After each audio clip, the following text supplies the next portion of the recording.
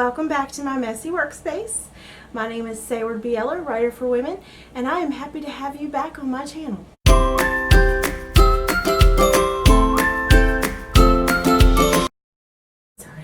So today I am talking about building my characters. This is something that I have realized that I have an issue with. It's not coming up with my characters, it's not writing my characters, but it is creating characters that have creating round characters instead of static characters. And I don't like to say that the characters I've created in my manuscript are exactly static, because you do see them grow, especially the main character. You do see her grow throughout the wow, where are your words? You do see her grow throughout the progression of the story and throughout her arc, but she lacks something, and I knew that when I finished the novel, even when I started trying to work on the pitch, and even when I started, I've already pitched this novel to agents. I participated in Pit Mad with it, and I also pitched it to an agency that I was really hoping would pick me up, and I got a pretty quick rejection.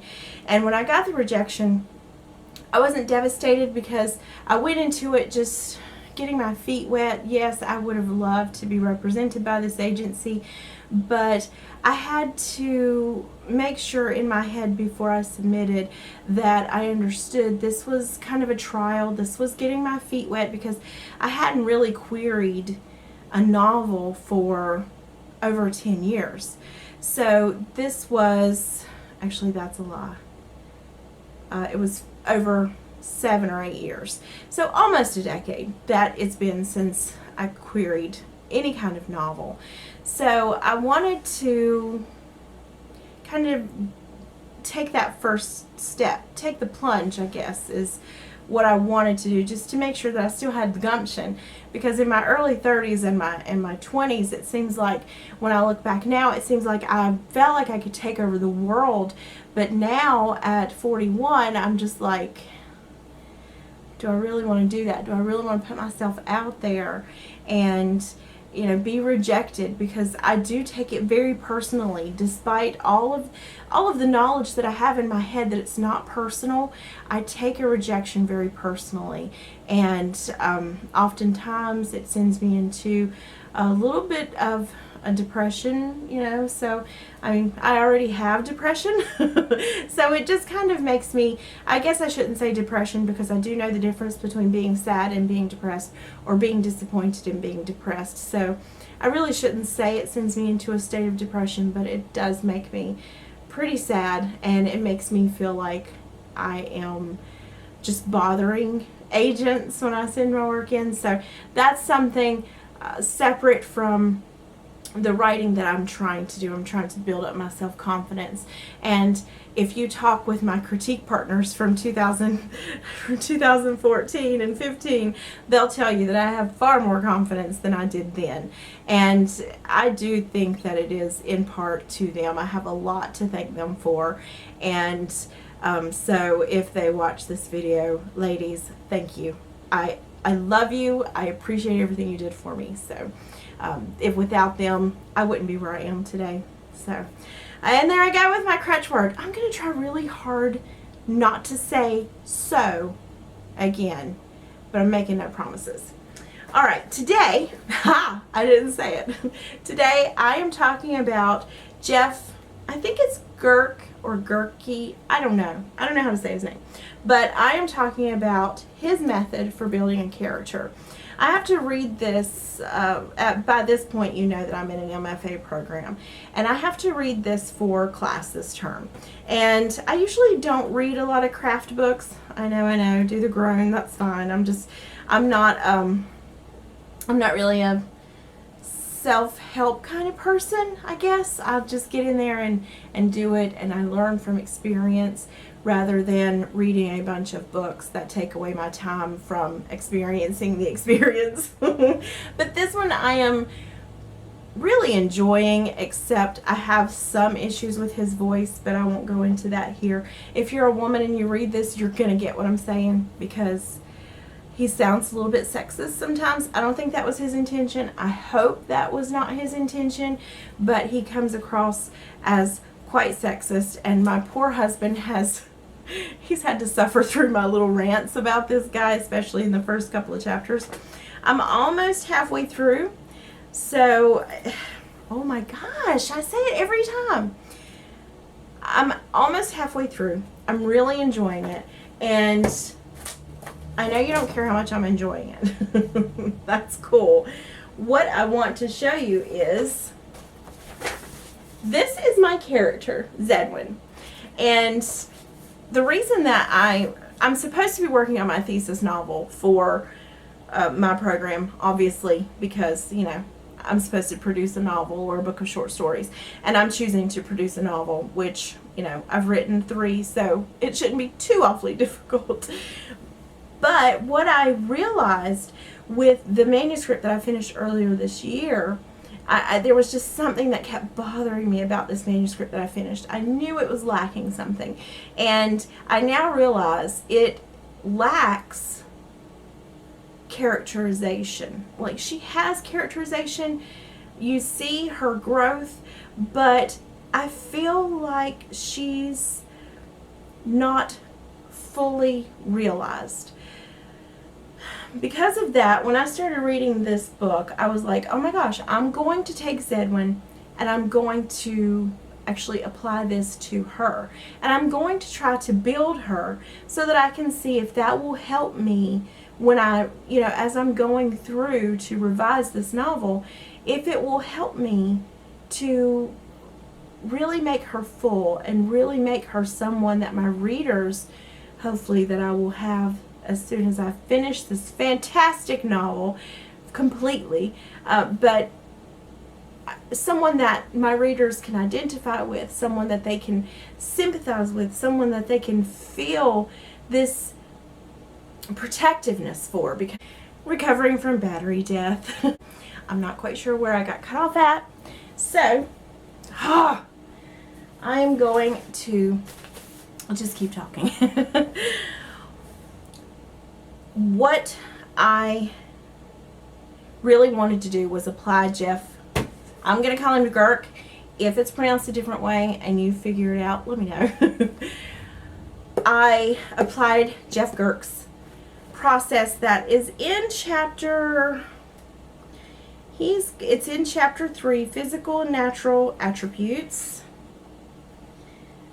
And he says, well, actually, it's also, okay, so he starts out with, in chapter 2, he starts out with core personality. And in this core personality, he asks you, are they introverted, are they extroverted? So you need to really figure out if your character is an ENFJ, are they an INFJ? So he says, really get into that part so you can kind of figure out how your character would react in social situations and family situations. Choose their temperament. And then in chapter 3, he goes into physical and natural attributes. So first you figure out who your character is inside, and then you move on to these physical attributes, but also the natural attributes. And through that, he asks certain questions. I'm about to get a storm here. How attractive is she? How does this attractiveness affect them? How athletic are they? What are they looking for? What look are they going for? What kind of family were they born into? What's the family's level of worth? Where did they grow up? How well educated are they? What are they good at? What are their gifts, talents? What do they enjoy doing? What do they think of themselves? What are they zealous about? Which that's a question I haven't even answered yet on here. And how do they get along with their parents? How do they get along with their siblings? So what I've done is I drew out a really bad person shape on this newspaper paper. So I got this little trick from Janet Fitch. She's the author of White Oleander, Painted Black, The Revolution of Marina M, and she just released Chimes of the Lost Cathedral. She's a fantastic literary citizen. If you do not know Janet Fitch, I suggest you become acquainted with her. even if it's not her writing, though I do highly suggest her writing because it's beautiful. But she is a fantastic literary citizen, and she does a Writing Wednesday every Wednesday on Facebook, where she takes questions asked by her fans, fellow writers, and she answers those questions. And I just think she is one of the most fantastic literary citizens, and I cannot say enough nice things about her. But this is a little trick that I picked up from her. So she got this newsprint. She has one of these newsprint things, and she writes down, you know, just notes and stuff about stories that she's doing. I got this from Hobby Lobby. I'm sure most of, you know, I'm sure not, me and Janet Fitch are not the only ones who've done this, and I stole it from her. So, but anyway, on this newspaper print, and it's great to use Sharpie markers on, just so you know. So I drew out this really bad person, and I put her physical attributes on the outside, and then on the inside, I'm filling in the rest of the questions that he asked. Who is she? How does the story find her? How does she feel about herself? How attractive is she? What are her gifts? And the thing about my character is she doesn't know what her gifts are yet, because she is trapped in this stagnant kind of bitterness. She's angry. She's held back by this. So she doesn't know what she's good at yet. Even though she's 27 years old, she has no idea who she is as a person, and she has no idea what she's good at, because she's just been so polarized by these early events in her life. So who does she love? These are all the questions that I filled in on the inside. Is she educated? What's her family's wealth? What are they good at? How does she get along with her sister? Because she, instead of putting sibling, I put sister, because she only has the one sister. So, and then this last big chunk here will be, how does she get along with her mother? Because she doesn't get along with her mother. She has a very estranged and poor relationship with her mother. Jeff Gerke, along with Chuck Palahniuk, may have saved this novel for me. On my podcast about this writing thing, which is linked up there, I did a show last week about thought verbs and removing them from your writing. So, gosh, there it is again. What I have learned with this particular novel is I have 3 major problems. 3. And this is the 3rd time I'm going through this novel, just so you know. 1, my character is not round enough. Jeff Gerke is going to help me with that. 2, I have too many feel words. This is a first person present tense narrative that I am using. So I have a lot of I feel, I understand, I do this, I do that. This is my action that I'm doing. I have a lot of that. So, I'm sorry, that's a thought verb. But anyway, my 3 problems. My character's not round enough. I have a ton of thought verbs that I'm working to eliminate from the manuscript. And I have a ton of feel words that I have to get rid of. Right now I'm at 57,000 words in this manuscript. I need to be at 80 to 85,000 words for it to fit into the genre that I write, which is women's fiction and upmarket fiction. So, with the help of Jeff Gerke, oh gosh, his name just left me. Oh my gosh, Chuck Palahniuk. That might be wrong, it just left me. And my critique partners and myself, we're going through to, well, the 2 guys, they're just they helped me out. But my critique partners and I are going through to fix these problems so that maybe by the end of the year, I will have something that is ready to be submitted to agents, or at least to an editor. I don't know, at this point, I'm just kind of exhausted because now I'm still working on the Wattpad novel, and I have to start working on my MFA novel. So I don't care that that's a crutch word right there, because it's really, really necessary, because I'm so lost at this point. I don't know what I'm going to do.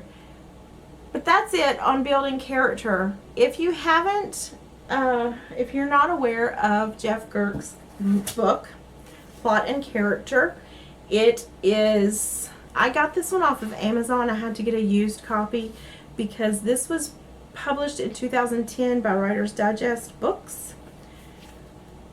I highly recommend at least the first part of this book. I haven't finished it, so I can't highly recommend the entire thing.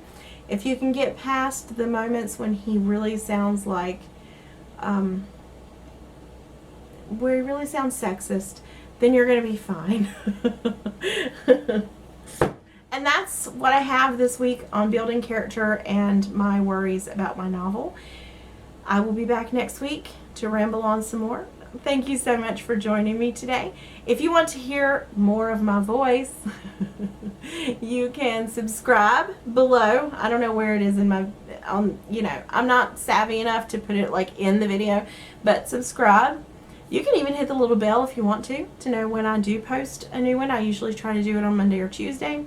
I will be trying to make that schedule a little bit more consistent. But I do have the podcast coming out every other Wednesday. And that's about it. You can find me on Twitter and Instagram. That's where I'm the most active. It's at Sabi Eller. I'll put that down below. And I think that's everything. Thank you so much for listening to me ramble. And I will see you next time.